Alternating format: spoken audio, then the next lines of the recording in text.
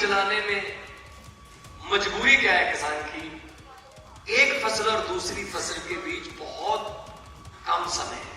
जब उसको पता चलेगा कि ये पराली को आग नहीं मैं लगा रहा, मैं पैसे को आग लगा रहा हूं, मैं अपनी संपत्ति को आग लगा रहा हूं, तब वो कहेगा मैं नहीं इसको आग लगाऊंगा, इसको मैं बेच दूंगा। प्रोसेसिंग की तरफ अगर हम ध्यान दें, पठानकोट से ज्यादा मीठी लीची नहीं हो सकती जी, अगर लीची को प्रोसेस कर लें।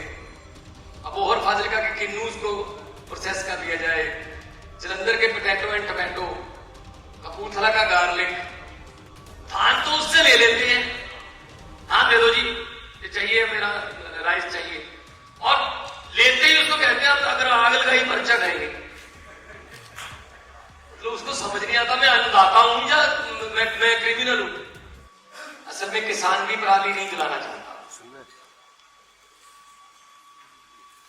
क्योंकि वो धुआं जो है पराली का, वो दिल्ली में या आसपास के एनसीआर के एरिया में तो 4-5 दिन लगते हैं उसको पहुंचने में, लेकिन किसान के घर के ऊपर से तो उसी दिन जाता है। उसी में किसान का परिवार, किसान के बच्चे भी सांस लेते हैं। तो वो खुद भी नहीं चाहता, लेकिन उसका हल चाहिए। मैं माननीय जो हमारे मंत्री साहब हैं गोविंद यादव जी, उनसे बात कर रहा था। अगर टेक्निकली देखें, क्योंकि मैं खुद खेती करता हूं, टेक्निकली देखें तो एक दिक्कत ऐसी है जिसका बहुत कम जिक्र होता है। पराली जलाने में मजबूरी क्या है किसान की? एक फसल और दूसरी फसल के बीच बहुत कम समय है। तो इसीलिए देखो, अक्टूबर में 15 अक्टूबर के बाद हमारी मंडियां पीक सीजन होता है। 20, 25, 30 अक्टूबर तक हम धान को प्रोक्योर करके भेज देते हैं देश के अलग अलग अनाज भंडारों में, और नवंबर के पहले हफ्ते में गेहूं बीजे 7 दिन 10 दिन।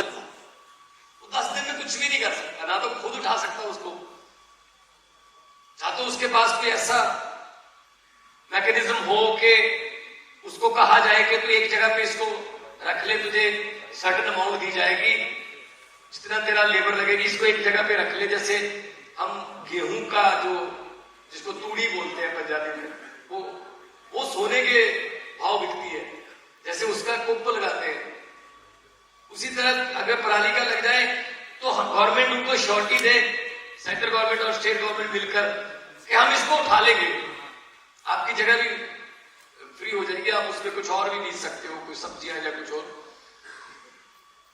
कोई ना कोई ऐसा हल, क्योंकि वो खुद भी नहीं चाहता। नंबर 2, जो कंपनियां आ रही हैं पराली से, बायोगैस, खाद, बिजली का भी प्रावधान है, लेटेस्ट टेक्नोलॉजी आ गई है हमारे पास, है पंजाब में कंपनियां। अभी रिसेंट अगर मैं कहूं तो लहरा काका के पास वर्वियो, जर्मनी की कंपनी है, वर्वियो ने अपना प्लांट लगाया सर। 1 लाख मीट्रिक टन एक साल में चाहिए उनको पराली। 47,000 एकड़ में वो पराली जलने नहीं देते, लेकिन 47,000 सिर्फ एक कंस्टिट्यूंसी की पराली होती है सर, सिर्फ एक कंस्टिट्यूंसी की, क्योंकि हमारे यहाँ 75 लाख एकड़ में हमारा धान की उपज। तो ऐसी कंपनियां आ जाएं, जैसा कि आपने मुझे ब्रोशर दिखाया, एप्रिशिएट कर रहे हैं आप ऐसी टेक्नोलॉजी को, लेटेस्ट टेक्नोलॉजी है, तो फायदा होगा। जब उसको पता चलेगा कि ये पराली को आग नहीं मैं लगा रहा, मैं पैसे को आग लगा रहा हूं, मैं अपनी संपत्ति को आग लगा रहा हूं, तब वो कहेगा मैं नहीं इसको आग लगाऊंगा, इसको मैं बेच दूंगा। फाइनेंशियली उसको फायदा होता है। नंबर 3 पे अगर आए तो धान के वो बीज जो कम दिन लेते, जैसे या 126 है, 27 है, 29 है, उनको अप्रिशिएट किया जाए। वो 93 डेज में पक जाती है, बिजली भी कम लगती है, समय भी कम लगता है, पानी भी धरती से कम निकलता है। जो पूसा है वो 153 डेज लेती है, बिजली भी ज्यादा लगती है, पानी भी ज्यादा निकलता है, उसकी पराली भी बहुत ज्यादा होती है। हम अप्रिशिएट कर रहे हैं इस बार कॉटन, जो नरमा और कपास, उसको अप्रिशिएट कर रहे हैं कि आप बीजिए। थोड़ा विश्वास टूट गया पिछली 2 फसलों से, बीज नकली आ गए, और एक बार व्हाइट फ्लाई और एक बार गुलाबी सुंडी, उसने उनकी फसल बर्बाद कर दी। तो फिर वो अगली बार फसल बीजने से थोड़ा हिचकिचाते, उनको अप्रिशिएट कर रहे हैं। ज्यादा से ज्यादा रकबा जो है, खासतौर पे मोहर, फाजिलका, तलवंडी साबो, बठिंडा, मुक्तसर का एरिया। गन्ना जो है वो बहुत बड़ा बदल है धान का, एक साल में एक ही फसल होती है।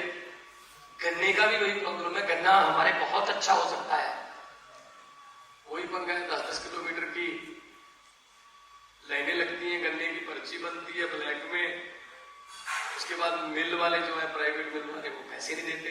यही यूपी में हालात है सर, ये हमारे यहाँ। तो वो कहते हैं हमें चीनी बेचने दो, वो कहते हैं हम यहाँ से आप कुछ बाहर निकलने नहीं देंगे। तो ये जो तालमेल है वो बैठने वाला गन्ना।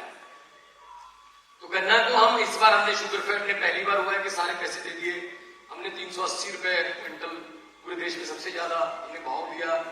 और प्रोसेसिंग की तरफ अगर हम ध्यान दें, पठानकोट से ज्यादा मीठी लीची नहीं हो सकती जी, अगर लीची को प्रोसेस कर लें।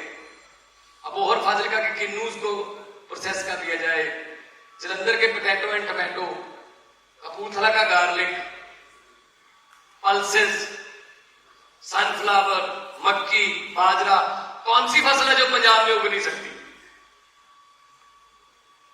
पंजाब में कोई ऐसी फसल नहीं जो पंजाब में उग नहीं सकती, इतनी फर्टाइल लैंड है।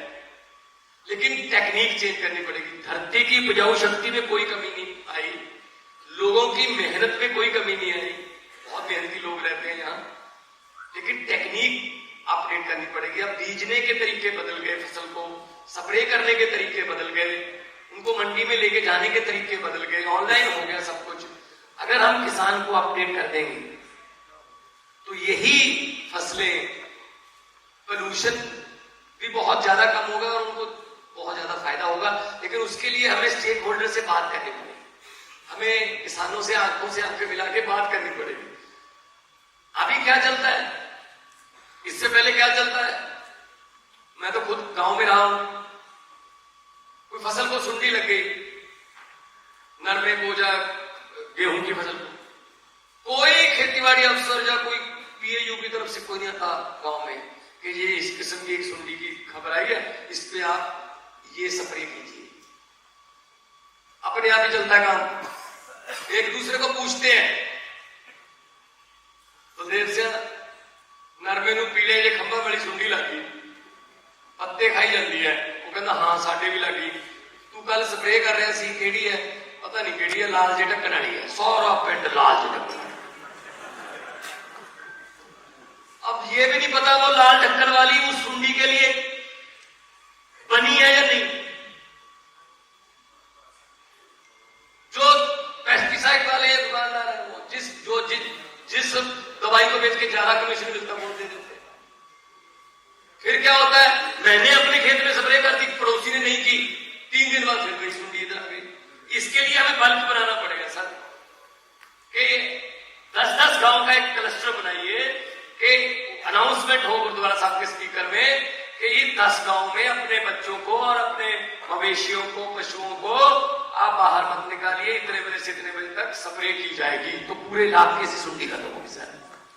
ऐसे नहीं हुआ कि मैंने कर दी उसने नहीं की, उसने कर दी मैंने नहीं की। और धान के अलावा अगर किसी और फसल पर एमएसपी मिल जाए, अभी मैं अगर अप्रिशिएट करता हूं सर कि आप धान मत कीजिए, आप बाजरा बीज लीजिए, आप सूरजमुखी बीज लीजिए। उन्होंने बीज ली 10 में से 5 एकड़ आप उन्होंने सूरजमुखी बीज ली, 5 में धान। अब मेरे लिए चैलेंज ये रहेगा कि उसको धान 5 एकड़ धान बेचकर जितना प्रॉफिट हुआ है उतना ही प्रॉफिट उसको सनफ्लावर से होना चाहिए। या तो डिफरेंस पे करो उसको, या कैसे भी करके पूरा करो, वरना वो अगली बार वो 5 एकड़ नहीं बीजेगा, फिर धान की तरफ आएगा, फिर पराली होगी। मैंने पार्लियामेंट में बोला था, मंत्री साहब तो मेरे पार्लियामेंट के भी साथी रहे हैं और मेरी स्टैंडिंग कमेटी जो थी उसके भी मेरे चेयरमैन रहे हैं। तो मुझे बहुत, जब मीटिंग होती थी एफसीआई की और सब कुछ हम डिस्कस करते थे, तो वहां भी मैंने यही बोला था कि बड़े मान से, बड़ी शान से हम कहते हैं इस बार रिकॉर्ड पैदावार होगी धान की, इतने लाख मीट्रिक टन पैदावार की उम्मीद, मेरे देश की धरती सोना उगले उगले हीरे मोती। लेकिन हम ये नहीं सोचते अगर इतने लाख मीट्रिक टन धान होगा तो पराली भी उतने लाख मीट्रिक टन ही होगी। धान तो उससे ले लेते हैं, धान दे दो जी, ये चाहिए, मेरा राइस चाहिए, और लेते ही उसको कहते हैं अगर आग लगाई पर्चा खाएंगे। तो उसको समझ नहीं आता मैं अन्नदाता हूं या मैं क्रिमिनल हूं। पर्चा इसका बदल नहीं है सर, इसका कोई ऐसा बदल निकाला जाए। बड़े बड़े देश में वैज्ञानिक बैठे हैं, खेती को अपडेट करने के लिए बहुत आजकल तकनीकें आ गई हैं, पूरी दुनिया एक गांव बन गया। ऐसी तकनीक निकाली जाए कि उसको फसल बीजने के बाद उसको ये डर ना हो कि मेरे घर में पुलिस आएगी या मेरे खेत में पुलिस आएगी। तो स्टिग्मा जो है ये बहुत खतरनाक है समझिए। तो उसको मान महसूस हो कि मैंने ये फसल दी और मैं देश के लिए इतना अनाज दे रहा हूं, मैं देश के लिए इतना, मैं देश का पेट पाल रहा हूं। तो इसीलिए जब मैं पार्लियामेंट में बोलता था कि पंजाब के किसान भी खुदकुशी कर रहे हैं, तो तमिलनाडु, केरला वाले, साउथ वाले जो हमारे कोलीग थे, उनको यकीन नहीं आता था कि पंजाब का किसान भी खुदकुशी कर सकता है। मैंने कहा जी करता है। कहते अच्छा जी, हमें तो ये लगता था वहां तो कितने भंगड़े चलते हैं। मैंने कहा जी असल में आप आगे देखिए, कर्जई हो चुके हैं। एक डिपेंडेबिलिटी की बहुत मंत्री साहब प्रॉब्लम है, 100% डिपेंडेबिलिटी उसकी फसल पर है। 6 महीने बाद आएगी, 6 महीने से 2 दिन पहले आधे घंटे की ओलावृष्टि जब बेमौसमी बरसात हो गई, उसकी सारी कबीलदारी लाइन से उतर जाती है। सब उसका मतलब हिसाब किताब बिगड़ जाता है उसका। एक बेटी की शादी 10-10 साल, 15-15 साल कर्जा नहीं उठाता, फिर वो खुदकुशी की तरफ जाता है। खुदकुशी से कोई हल नहीं है, कर्जा तो रहता है ना, वो अपनी जान लेता है, कर्जा थोड़ी खत्म करता है। कर्जा बेटे पर आ जाता है, कर्जा वहीं पे रह जाता है। तो अगर उसको एक बदल भी दे दिया जाए कि धान भी बीज ले, पराली के तुझे पैसे मिलेंगे, ओके, उसका प्रॉफिट बढ़ गया। और आपके पास एक बदल है, आप डेयरी में आ जाओ, आप फिशरी में आ जाओ। श्रिम्प का हमारे यहाँ बहुत ही, खासतौर पे जलालाबाद, फिरोजपुर में बहुत बड़ा आजकल बढ़ रहा है इसका। श्रिम्प की जो वो रखते हैं, तालाब बन चुके हैं बहुत से। तो हमने एक सरकार किसान मिलनी की थी पीएयू में 12 फरवरी को। हमने किसानों को बुलाया, 15,000 किसान आ गए। हमने उनसे पूछा कि आप बताइए कितनी तारीख को नहर में पानी चाहिए, कितनी तारीख को नहर पानी चाहिए। आपको हैरानी होगी कि नरमा और कपास वालों ने कहा, जो बेल्ट है ये बठिंडा वाली अबोर तक, राजस्थान के बॉर्डर तक, उन्होंने कहा जी 1 अप्रैल को अगर पानी आ जाए ना टेल में, वो टेल कहते हैं, 1 अप्रैल को नहर में पानी आ जाए और 3 पानी हमारे नरमे को, पहले 3 पानी हमें नहर से पानी मिल जाए, उसके बाद कोई भी सूंडी नरमे का नुकसान नहीं कर सकती, क्योंकि नरमे का जो पौधा है वो स्ट्रांग हो जाता है। कितना अच्छा सोल्यूशन है, वही समस्या थी, वहीं से सोल्यूशन मिल गया। तो हमने कहा 1 अप्रैल को आएगा पानी, इस बार चाहे इधर उधर से जो मर्जी करें, आपको 1 अप्रैल को पानी आएगा। लेकिन आप नरमा बीजिए, आपका पास बीजिए, कॉटन इंडस्ट्री को भी, टेक्सटाइल, क्योंकि टेक्सटाइल बहुत कुछ है हमारे पास। लुधियाना सारा टेक्सटाइल है, अमृतसर टेक्सटाइल है। अभी 23-24 को बिजनेस समिट हो रहा है हमारा, इन्वेस्टमेंट समिट, टेक्सटाइल की कंपनी आ रही है, सनातन आ गया। तो एग्रो की ट्रैक्टर में हम सर पंजाब के 80, देश के 80% ट्रैक्टर हम पैदा कर रहे हैं सर। देश के 80% साइकिल और साइकिल के पार्ट्स हम पैदा कर रहे हैं, hero A1 cycle. Tata steel हमारे पास आ गया, biggest after Jamshedpur, second biggest. तो पंजाब में कोई कमी नहीं है, टैलेंट की कोई कमी नहीं है सर। और लोग मेहनती है, गुरुओं पीरों की धरती है। यहां पे आके कोई सच्चे दिल से काम करेगा उसको बरकत ही होती है सर, कोई घाटा नहीं होता यहाँ पंजाब में आके, क्योंकि पंजाबी से आपको तो अभी यूक्रेन में जंग लगी, अभी तुर्की में भूकंप आया, लेकिन आपको बाकी कुछ दिखे ना दिखे, लंगर दिख जाता है सर पंजाबियों का वहां पे, क्योंकि गुरु नानक साहब ने 20 रुपए का लंगर शुरू किया था।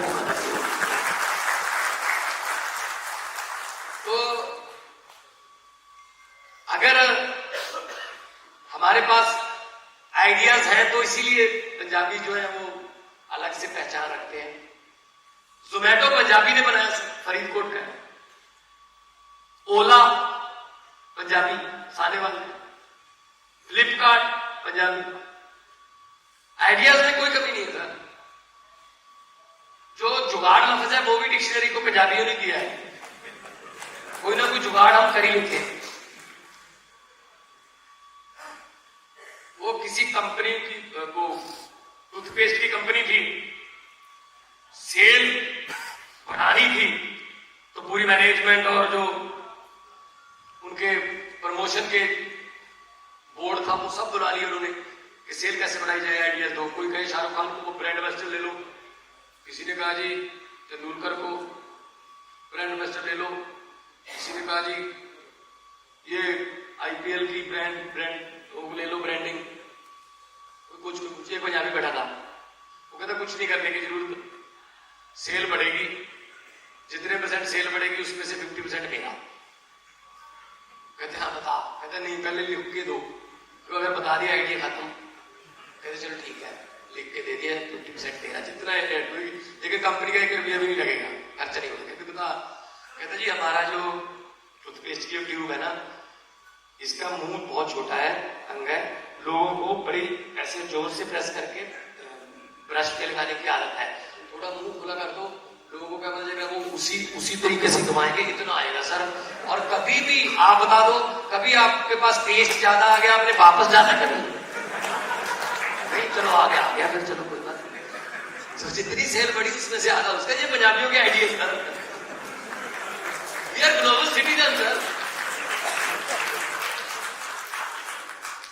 पंजाबी एक ऐसी, हम ग्लोबल सिटीजन है, और पंजाब एक ऐसी स्टेट है जिसकी फ्रेंचाइज भी है। वैंकूवर में एक पंजाब बसता है, टोरंटो में एक पंजाब बसता है, Edmonton, Calgary, Melbourne, Sydney, Perth, Brisbane, Singapore, Malaysia, London, जहां जाओगे पंजाबी मिलेंगे आपको, कामयाब पंजाबी मिलेंगे, भीख मांगते हुए नहीं मिलेंगे, कामयाब पंजाबी मिलेंगे। बस थोड़ा सपोर्ट चाहिए। वो सपोर्ट अगर आप दे रहे हो सर, मेरे पास एक इंडस्ट्रियलिस्ट आए, कहते जी मैं इतने पैसे इन्वेस्ट करूंगा, इतना रोजगार जनरेट होगा, मुझे सरकार की, गवर्नमेंट की सपोर्ट चाहिए। मैंने कहा जी दे देंगे। कहते जी पहले वाली सरकारों ने दी नहीं।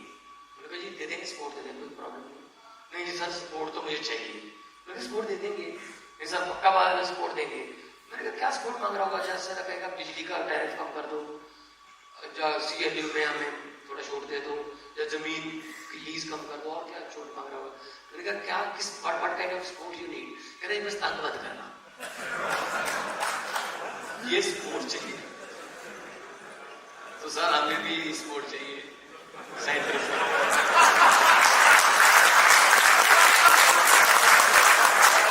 हमारा GST वो टाइम पे दे दिया करो, जितना हमारा टैक्स बनता है वो टाइम पे दे दिया करो, रूरल डेवलपमेंट फंड के पैसे कुछ पड़े हैं वो दे दीजिए। तो बस आपकी सपोर्ट चाहिए। पंजाब जो है वो आजादी के संग्राम में भी सबसे मोहरी था, हरे इनकलाब में भी सबसे मोहरी था, और आने वाले दिनों में इंडस्ट्री में भी और फसलों में भी मोहरी सूबा ही बन के रहेगा सर। बहुत बहुत मेहरबानी, आप लोग पंजाब की धरती पे आए। आपका दिल की गहराइयों से स्वागत है और सत्यनारायण। मैं तो यही कहूंगा कि लंबे सफर को मीलों में मत बांटिए, लंबे सफर को मीलों में मत बांटिए, कौम को कबीलों में मत बांटिए। एक बहता दरिया है मेरा भारत देश, इसको नदियों और झीलों में मत बांटिए। इकट्ठे रहे सारे कोशिशों को, भाईचारा बना रहे और देश हमारा दुनिया में चमकता सितारा। बहुत बहुत